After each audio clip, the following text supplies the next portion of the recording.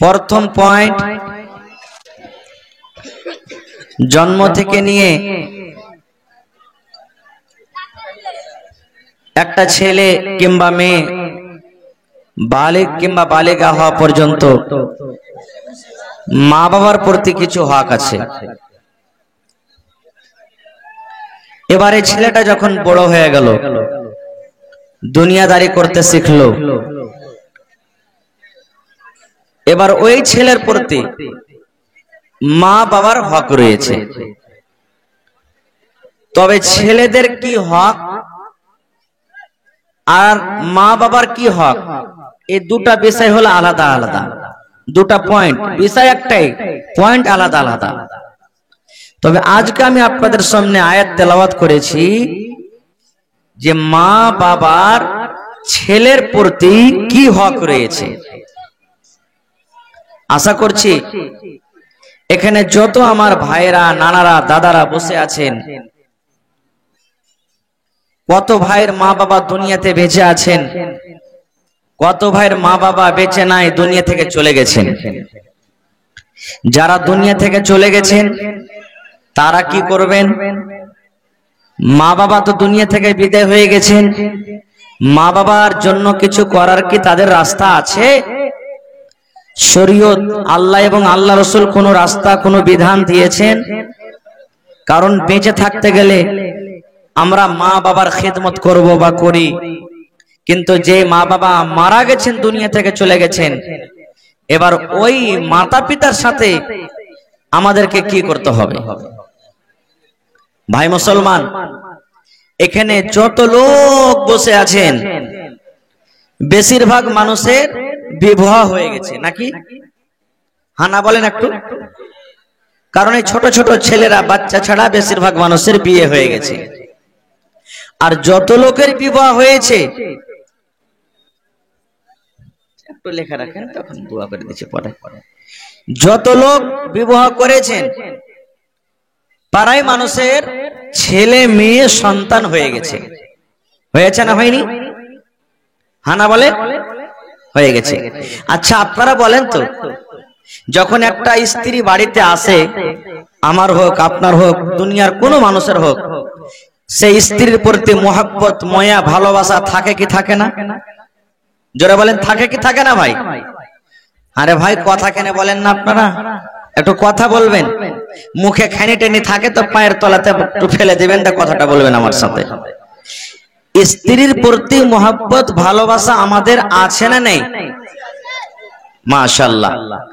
এবারে যখন ওই স্ত্রীর পেট থেকে, কোখ থেকে যখন দুনিয়াতে সন্তান আসে, তো স্ত্রীর থেকেও ওই সন্তানের প্রতি আমাদের মোহাব্বত, মায়াটা বেশি হয়ে যায়, হয় না? জোরে বলেন, হয় কি হয় না? যখন আমরা বউ বাড়িতে নিয়ে আসি, এবার বউটার যদি আমরা মুখে হাসে না দেখতে পাই, কান্দে, তো মা বাবার পরে আমরা রাগ করি, করি না? এত মায়া থাকে, এত মায়া থাকে, এত মায়া থাকে যে মা বাবার প্রতি আমরা রাগ করে, লড়াই করে, ঝগড়া করে, নাই অন্যায় কথা বলে দিই। এবার ওই স্ত্রীর প্রতি এত মহব্বত, ভালোবাসা, সুবহানাল্লাহ। যখন স্ত্রীর পেট থেকে যখন সন্তান হয়ে যায় আর ছেলেটা যদি কান্দে, তাহলে স্ত্রীটাকে কি করে? গাল দি নাকি? এই বদমাহিস, এই কমিনি। কত ভাই তো একবারে ওর মুখে লাগাম নাই, উল্টা সিধা করে ওকে গাল দিবার, মাকে গাল দিবার, সারা খানদানকে গাল দিবে একবারে লম্বা সুরে। হ্যাঁ, হালির বেটি হালি কোনে গেছে দেখি, একবারে লম্বা করে গাল দিবে। হ্যাঁ, মানে ওকে গাল দিলে, ওর মাকে গাল দিলে, আর মানে কি? স্ত্রীর থেকে তখন ছেলেটার পরে মোহাব্বত, মায়া বেশি হলো, তার কারণে না গাল দিছে ভাই।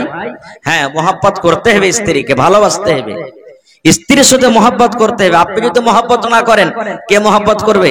আপনার স্ত্রী। আপনি বহু করে স্ত্রী করে বাড়িতে নিয়ে আসলেন, আর আপনি যদি তাকে মোহাব্বত, ভালোবাসা না দেন, আর পড়োশির একটা ছেলে যদি মোহাব্বত, ভালোবাসা যদি দেয়, তাহলে তারপরে বিচার বসবে না? বসবে না? জোরে বলেন, বিচার বসবে না? বসবে না? এমন মোহাব্বত, ভালোবাসা করতে হবে যে আপনার মাথাতে যদি ব্যথা হয়, মাথাখানটা কে দেবে দেয়? স্ত্রী দেবে দেয়। আপনার গা হাতে ব্যথা করছে, কাজ করে এসেছেন, পা ব্যথা করছে, জ্বর বোখার হয়ে গেছে, তেলকে মাখিয়ে দেয়? জোরে বলেন, কথা বলেন, একটু কে দেয়? স্ত্রী দেয়। এবার যখন স্ত্রীটা কোনোদিন আপনার সামনে বলেছেন যে আমার মাথাতে ব্যথা করছে, জি ডালিমের বাপ, কদমের বাপ, এগুলা মুসলমানের নাম। ডালিমা, কদমে, হদলু, বদলু, পেয়ারা, কালনি, কালঠি, এই মুসলমানের নাম এগুলা। পিঙ্কি, রিঙ্কি, চিঙ্কি, পিঙ্কু, টিঙ্কু, চিঙ্কু, এগুলা মুসলমানের বেশিরভাগ নাম রাখে, যেগুলা শরীয়তে কোনো নাম নয় এগুলা। তো আপনাকে বলি, কোনদিন এই মজলিসের মধ্যে একটা লোক হাত তুলে এরকম ভাবে দেখাইতে পারবেন যে মাওলানা আমার স্ত্রীকে আমি আমার জীবনে ওকে মাথাতে কিংবা গা হাতে তেল মেখে পা হাত টিপে দিয়েছি? এরকম কেউ আছে? নেই। যদি আছে তো বলবে না, কারণ যদি আছে তো শরম লাগবে, হাত তুলিয়েন না, না তো তখন ওকে রাগাইবে। কি কে রাগাইবে? ইসলাম মাইয়ার ভাড়ুয়াবে, দেখ দেখ দেখ দেখ, এই মাইয়ার ভাড়ুয়াই এক নম্বর কার, এরকম ভাবে লোকেরা তাকে রাগাইবে, কথা বলবে। তো ভাইরে, আল্লাহ রাসূলের মহব্বত ভালোবাসা নিজের বিবির সাথে কেমন ছিলেন, একটা মহব্বতের কথা শুনেন। আল্লাহ নবীর স্ত্রী মা আয়েশা রাদিয়াল্লাহু তাআলা আনহা নবীর পাঞ্জরে একদিন বসে আছেন। এই যে আমি চা খাচ্ছি না, মা আয়েশা দুধ খেতেন, দুধ পান করতেন কিংবা পানি পান করতেন। নবীজি দেখছেন আমার স্ত্রী গিলাসে মুখ লাগিয়ে দুধ কিংবা পানি পান করছেন। সুবহানাল্লাহ। মা আয়েশা বলেন, আল্লাহর নবী আমার পাঞ্জরে বসে থাকতেন, আমি গিলাস নিয়ে কটোরা নিয়ে আমি দুধ কিংবা পানি পান করতাম। দয়ার নবী আমার দিকে দেখতেন, আমার বিবি আয়েশা গিলাসের কোন জায়গাতে মুখ লাগায়ে পানি পান করেন, দুধ পান করেন। মা আয়েশা বলেন, ওই দুধ পান করতে করতে কিংবা পানি পান করতে করতে যখন আমি ওই কাটোরাকে, ওই গ্লাসটাকে আমি রেখে দিতাম, হয়তো কিছু দুধ এখনো আছে, পানি বেঁচে আছে, আল্লাহর নবী ওই গ্লাসটাকে নিয়ে নিতেন। মা আয়েশা নিজে বলেন, যেই জায়গাতে আমি ঠোঁট লাগাই, মুখ লাগাই আমি পানি পান করতাম, দয়ার নবী ওই গ্লাসটাকে নিয়ে যেই জায়গাতে আমি মুখ লাগাই পানি পান করতাম, দয়ার নবী ওই জায়গাতে মুখ লাগাই পানি পান করতেন। দেখেন কতখানি মহব্বত ভালোবাসা। শুধু তা নয়, মা আয়েশা আরো বলেন, আমি গোশত ছিঁড়ে ছিঁড়ে খাই, হাড্ডিকে আমি কামড় দিয়ে দিয়ে দিয়ে খাই। নবী আমার দেখছেন আমার বিবি আয়েশা গোশতের কোন জায়গাতে দাঁত লাগায় কামড় দেয়, গোশতের কোন জায়গাতে কামড় দিয়ে দিয়ে দিয়ে দিয়ে খায়। মা আয়েশা রাদিয়াল্লাহু তাআলা আনহা বলেন, আমি ওই খেয়ে যখন ওই পিসটাকে থালাতে রেখে দিলাম, দয়ার নবী পিসটাকে উঠিয়ে নিতেন, আর ওই পিসটাকে উঠিয়ে নেওয়ার পর যেই জায়গাতে মা আয়েশা বলেন আমি দাঁত দিয়ে কামড় দিয়েছি, দয়ার নবী ওই জায়গাতে মুখ লাগাইয়ে কামড় দিতেন। নারে তাকবীর! কেমন মহব্বত ভালোবাসা দেখেন।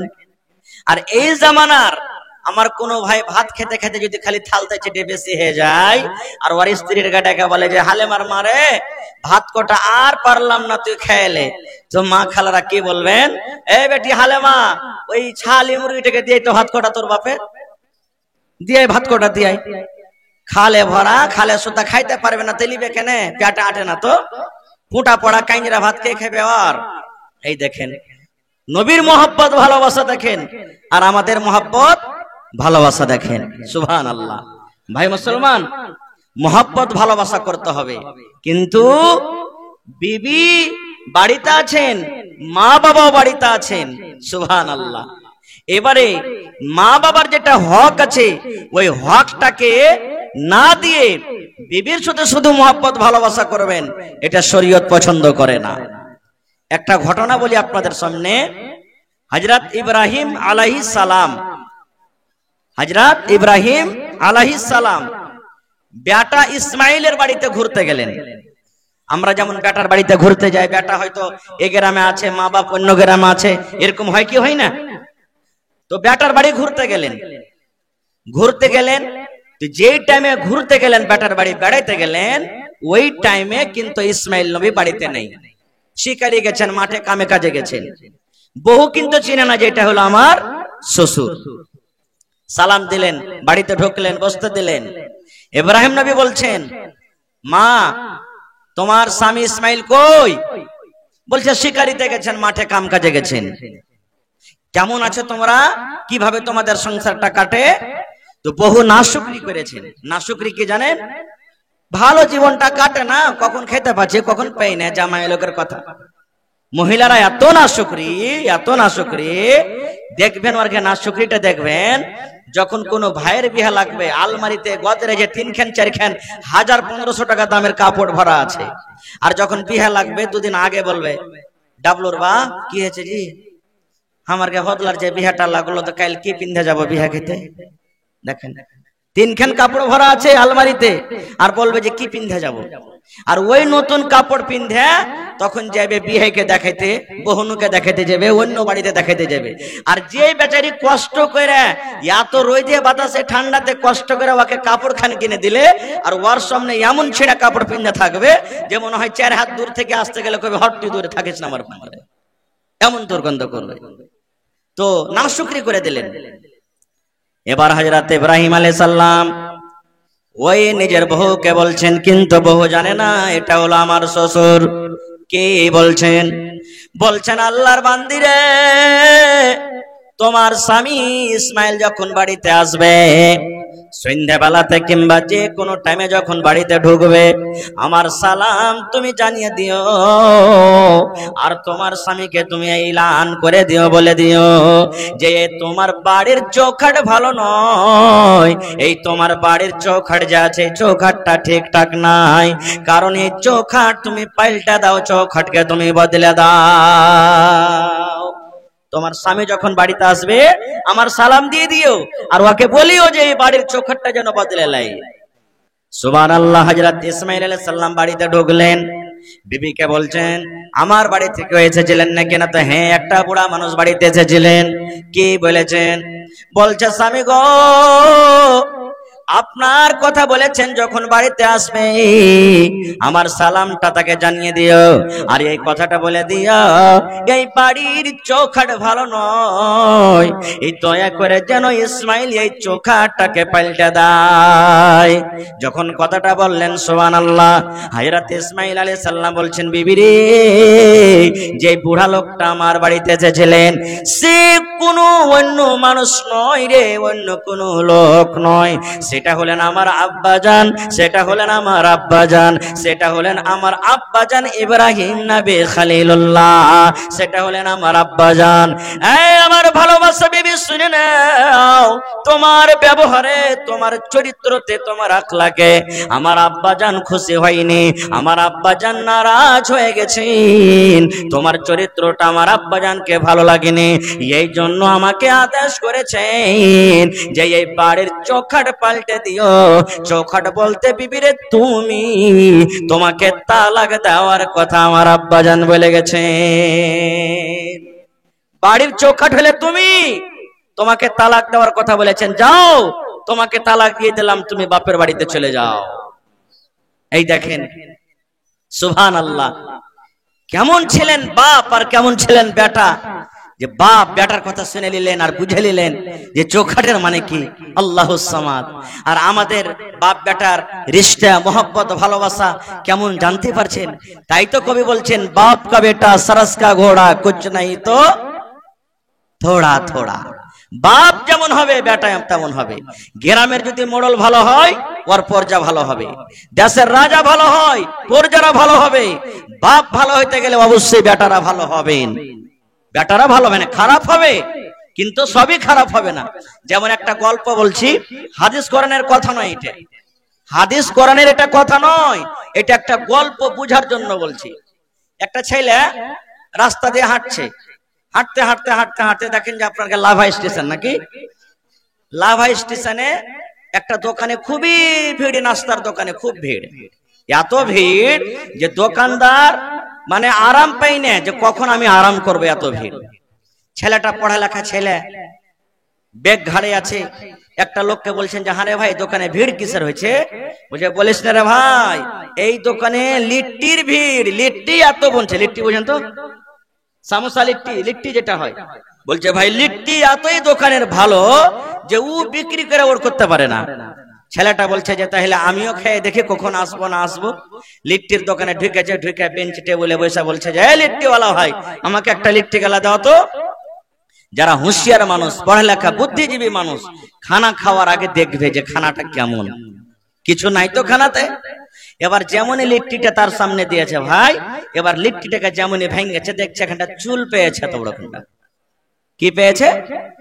চুল পেয়েছে। তখন বলছে ছেলেটা যে ভাই কেমন লিট্টি দিলি রে ভাই, পাল্টে দে না, অন্য লিট্টি দে, এতে চুল আছে। ওই থালাটাকে হটিয়ে অন্য আর একটা থালাতে আর একটা লিট্টি দিয়েছে। দেখছে তো অত এখানটা এত বড় চুল লেগে আছে, এর মাথা খারাপ। বলছে হ্যাঁ রে ভাই ভালো লিট্টি গেলা দেনা রে ভাই, কেমন তুই লিট্টি দিচ্ছিস, এতও যে চুল আছে। থালা খানটাকে হটিয়ে আবার একটা লিট্টি দিয়েছে। দেখছে তো অত এখানটা চুল লেগে আছে। এই ছেলেটা বলছে শালা এর ফ্যাক্টরি দেখবো, কোন ফ্যাক্টরিতে লিট্টি হয় যে যেটাই পাচ্ছি ওইটাতেই চুল পাচ্ছি। আর সব মানুষেরা তো নিজের ধনে আছে, খেয়ে চলে যায়, খেয়ে চলে যায়। গরমের টাইম ভাই এক পা দু পা করে হাঁটতে হাঁটতে হাঁটতে ভিতর দিকে চলে গেছে, যে জায়গাতে লিট্টি কড়াইতে হয়, চলে গেছে। যাওয়ার পর দেখছে গরমের টাইম, গরমের সময় লিট্টি যে বানায় একটাই মাত্র গাঞ্জি গায়ে দিয়ে আছে, এমনে রস চুইছে, এমনে রস চুইছে, রস মানে পাসিনা ঘাম চুইছে একবারে। কিছু কড়াই তো পড়ে গেছে, পড়বে না, কত মুছবে। এবারে দেখছে তা আশেপাশে আর কেউ মানুষ নাই, একটাই কিন্তু ওই লোকটা আছে।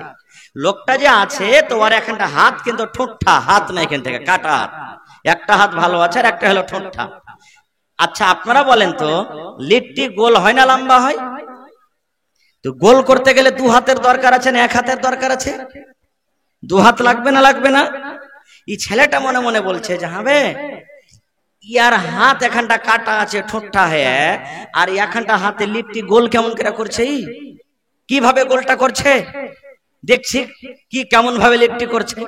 আটা সানা আছে ভাই, তেল যখন গরম হয়ে গেছে লিট্টি ছাড়বে, একটুখানি আটা লিয়া বগলটাকে উঠিয়ে মারছে দেবো না, তেল ছাড়ছে।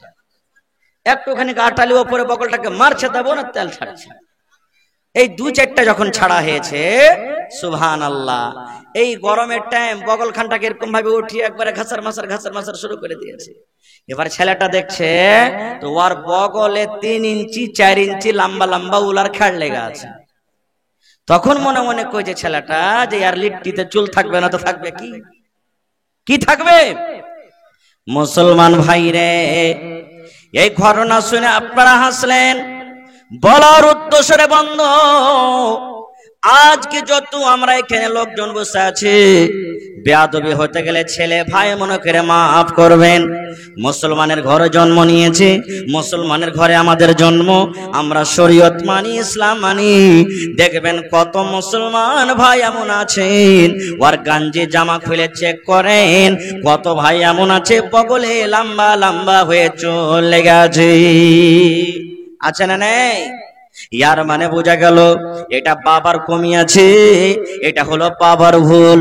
ওই বাবা এই খাসিয়াঘাট মাদ্রাসা, এই মাদ্রাসার মতন যদি মাদ্রাসাতে যদি ছেলেরাকে দিত, আমার মাওলানা যে বসে আছেন সভাপতি সাহেব, এরকম মাওলানার হাতে যদি ছেলের হাত কান ধরিয়ে দিত, ওই ছেলেটা নবীর হাদিস পড়ত, ওই ছেলেটা কোরআন পড়ত, ওই ছেলেটা শরীয়ত পড়ত, আর ওই ছেলেটা জানত যে বগলে লম্বা করে চুল রাখতে হয় না। আল্লাহর নবী বলেছেন উম্মত তোমার যখন কুনি বড় হয়ে যাবে, 8 দিন 10 দিনে তুমি কুনিকে কেটে কেটে ছোট করে নাও, এই মোচটাকে তুমি কেটে ছোট করো, এই দাড়িগুলাকে তুমি বড় করে দাও, আর বগলে তোমার যে চুল হয়েছে এই 15 দিন 20 দিনে 10 দিনে তুমি চুলগুলাকে সাফ করে নাও। নবী বলেছেন উম্মত রে, নর হোক কিংবা নারী হোক, নাভির তলাতে নাভির নিচেতে সারামগার গোড়াতে যে চুলগুলা হয়, লজ্জাস্থানে যে চুলগুলা হয়, 40 দিনের আগে আগে কেটে আপনাকে আপনাকে সাফ করতে হবে। যদি 40 দিন পার করে যায় আর আপনি যদি চুলগুলাকে সাফ না করেন, আপনার দ্বারাতে পাপ হয়ে যাবে, গুনাহ হয়ে যাবে। নারে তাকবীর। কেন বললাম যে এখানে বাপের ভুল আছে, বাপের দোষ আছে। দেখবেন আগেকার মায়েরা খালারা আল্লাহর রহমতে এখন মেলা কিছু সহি কাজে আমরা করছি বা সুধরে গেছে। 10 বছর 15 বছর যত বাপজি পিন্ডালে মায়েরা খালারা আছেন, দেখবেন ছেলেরা যখন আইগিনাতে পেশাব করতে রাতের বেলা তিনি যেত, তখন ওরা একটা দোয়া শিখাইতো। ছেলেটা ঢুলছে, চোখ ঢুলমুল করছে, উল্টা পড়ছে সাইডে, এবার ছেলেটাকে মা মারতো কাকে এক হুড়া আর বলতো রে মোর বেটা মোরা দোয়া পড় না বিছানে কেন মুছিস। কি দোয়া শিখাইতো জানেন? 1 বাত্তা 2 বাত্তা 3 বাত্তা ঘর সুত্তা বাহির মত্তা। শেখাতো না? 1 বাত্তা 2 বাত্তা 3 বাত্তা ঘর সুত্তা বাহির মত্তা। এই মুসলমান, ওই মা যদি জানতেন, ওই মা যদি পড়ালেখা হতো, ছেলেরাকে 1 বাত্তা 2 বাত্তা জীবনে শেখাতেন না। মা বলতেন আব্দুল্লাহ রে, এই আব্দুর রহমান, খালেদা, জায়েদা, হালেমা বেটিরে শোন, আল্লাহর নবী বলেছেন যখন তোমার পেশাব পায়খানার দরকার হবে, পেশাব পায়খানাতে বসার আগে আগে তোমাকে একটা দোয়া পড়িতে হবে। কি দোয়াটা? বিসমিল্লাহি আল্লাহুম্মা ইন্নী আউযু বিকা মিনাল খুবুসি ওয়াল খাবাইস। এটা না দোয়া? এটা না দোয়া? হ্যাঁ, সবাই জানি না এটা দোয়া, জানি না। এই দোয়া থেকে দূর আছি। কত লোককে ভাই দেখেছি দাঁড় হয়ে পেশাব করছে, এদিকে সিগারেট টানছে, তাও সিগারেট টানছে, বিড়ি টানছে, গল্প করছে। কত ভাইকে দেখেছি। ভাইরে, আমি কথাটাকে ওদিকে না দিয়ে লাইনে আসি যে মা বাপ যেমন হবে ছেলেটা